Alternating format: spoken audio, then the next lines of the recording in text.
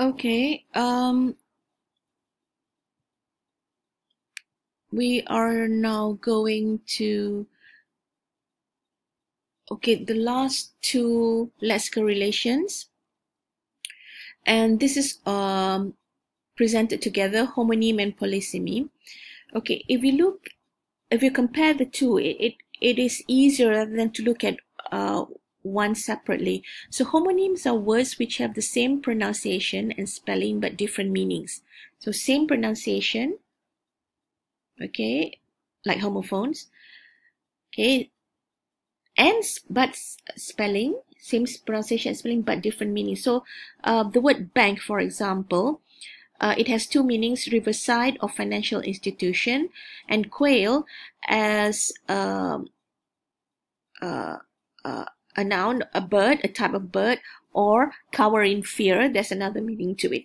Now, polysemy are words which has two meanings or senses. In semantics, there's another word for meaning, which is senses. Two senses of the word whose meanings are related. Okay, if you look at the word head, okay, head with defined as leading part of the body, which is the top part of your body, there is a related meaning, a related sense of meaning with this phrase, to head a project. Okay, to lead a project, lead, head, leading part of the body. So these are related. Another example is wood. Okay, wood is a piece of a tree, or a wood, an area with many trees. So you see how these two are related. Yeah, a different meaning, but they are related meaning. Okay. Now, I've got a few more examples. Okay, the difference between polysemy and homonym. Okay, let's look at the word date, a type of fruit. Date, a specific date in time. Do they have any related meaning? No, they don't.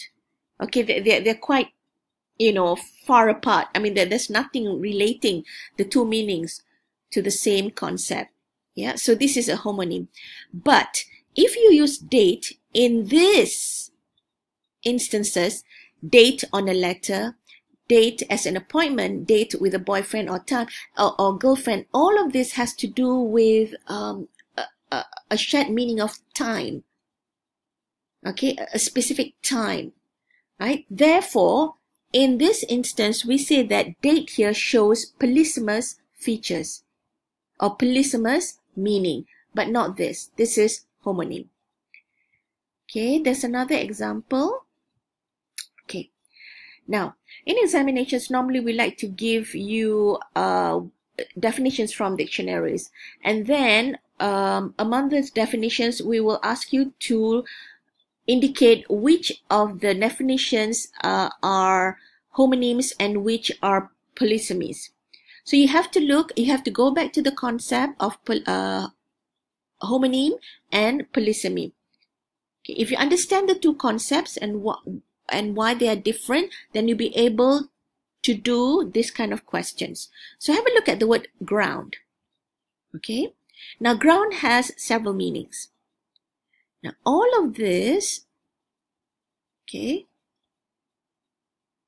ground as top part of Earth's surface that people walk on. Okay, that's one. Here, and then here, a reason for what you say or do. Okay, and then here, ground as in grounded, to confine a child to his or her home outside school as a punishment. So this, and this are homonyms. Okay, including this, someone's set of opinions or attitude. This is homonym.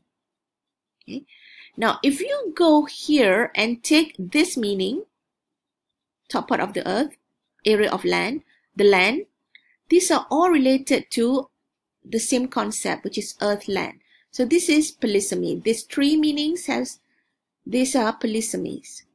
Okay, another polysemy is this: a reason for what you say or do, for being allowed to say or do something someone says of opinions and attitude, is also polysemy. Okay, so this is how you read this example. These three meanings are polysemy. These two meanings polysemy because they are related. Now this, and this, they are homonym because they do not share any shared meaning. They do not share any similarities. Okay. Now because we have such a situation where you have different meanings for the same word, this leads us to the concept of lexical ambiguity. Sorry. Okay, now let's look at lexical ambiguity. Now, words and sentences can have more than multiple meanings. That is the name of ambiguity. Ambiguous means something it is not clear. Variation in meanings occur due to different interpretations of grammatical structure. That is when we look at syntax.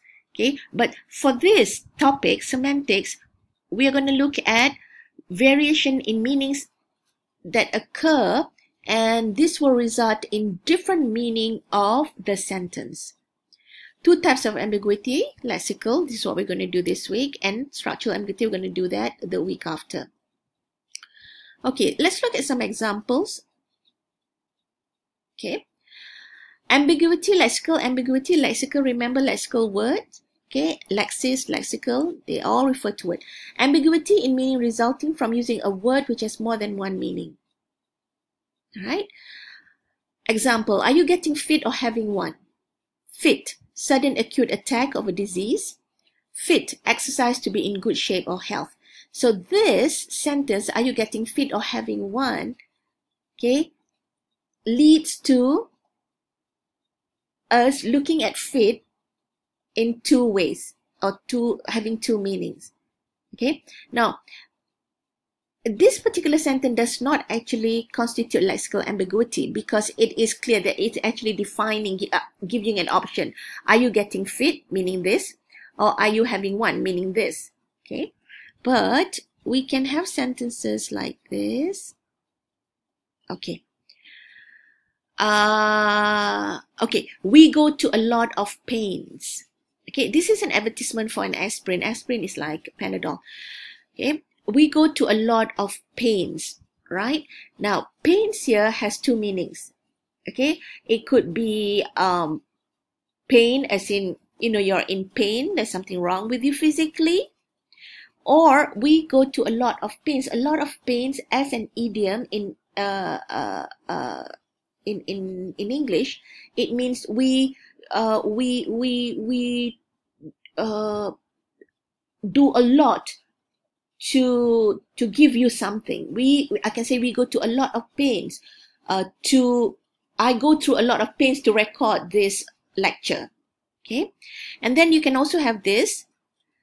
This is a tiger comic strip. I can't get the comic strip. So the boy says, I'm going to be in the school play. And the mother asks, which part? And the boy says, all of me. Right? So when you have ambiguity such as this, it will lead to puns. Okay, puns is the humorous use of word in such a way to suggest two or more of its meaning or the meaning of another word. Sorry, the meaning of another word similar in sound. Okay, so this is ambiguity, either lexical or later we will look at syntactic ambiguity, will allow us to be creative, such as this. Yeah. Okay, I have another example. Okay, look at this. Make your workouts work out. Okay, so we can also look at this one. Oh, sorry. That's the last one. Okay.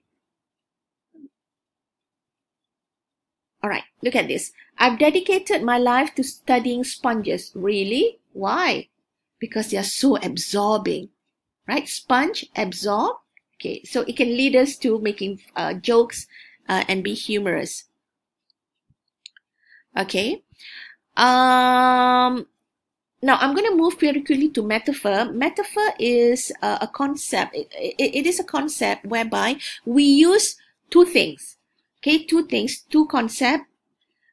We use two concepts because one concept is abstract and the other is not. So in order to make the abstract concept easier to understand, we use something more concrete.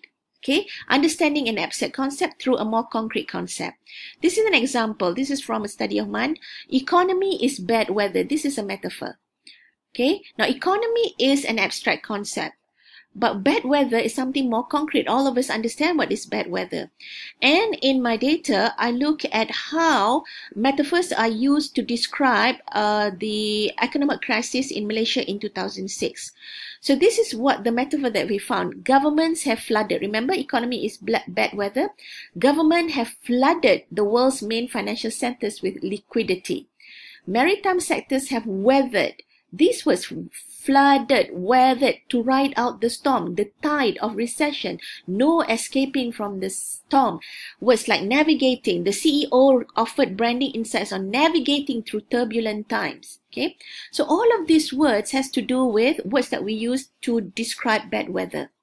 Okay, but it is actually talking about economy.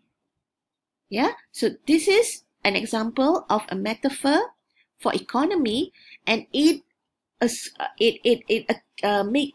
it alike. Make it as if it is bad weather.